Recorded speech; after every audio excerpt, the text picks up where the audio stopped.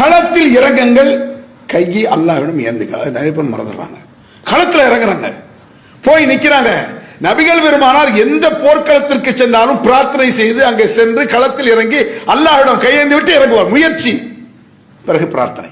இறங்குற முயற்சி பண்றோம், துஆ செய்யறோம், கூட்டம் கூட்டமா போறோம். பிரார்த்தனை முக்கியம். பிரார்த்தனை சும்மா இன்கான மக்ரஹும் லிதஸூல மின்ஹுல் ஜிபால்ங்கறான். மலையை நகர்த்தும் சூழ்ச்சியாக இருக்கட்டுமே, பாத்ரூமாங்கறான்ல. நீ ஏன் கவலைப்படுற? களத்துல இறங்கி அல்லாஹ் ஃபதம்மர்னாஹும் அஜ்மஈன். அயோக்கியர்களை பூண்டோடு அறுத்துவாங்கறான்ல. ஆனா நீ போய் களத்தில் நிக்கணும். அல்லாஹ் மஹஸிபில் அஸாப் வஸல்ஸில்ஹும் நாங்கற சொல்ல. யா அல்லாஹ் இவர்களை தோற்கடிப்பாயாக, அவர்கள் உள்ளத்தில் பீதியாக்குவாயாக, அவர்களை தொலைத்து கட்டுவாயாக அர்த்தத்துக்கு. வீட்டுல புரிய உட்கார்ந்து கேட்க கூடாது, களத்தில் இறங்கி கேட்குது. யா அல்லாஹ் நாங்க வந்துட்டோம். மக்கள் செய்யும் மக்கள் செய்யும் இல்லாம அலி, கெட்டவனின் சூழ்ச்சி கெட்டவனை தாக்கும் போ அப்படின்ட்டான்.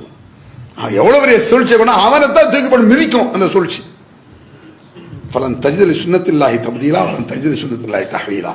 சுன்னத்திலான அல்லாஹ்வுடைய சுன்னத், அல்லாஹ்வுடைய நடைமுறைன்னு அர்த்தம். நடைமுறை எங்கே அக்கிரமம் நடந்தாலும் அல் யஸ்தாது இஸ்மன், குற்றங்கள் கூடட்டும் என்று பார்த்து கொண்டிருப்பான் அல்லாஹ்.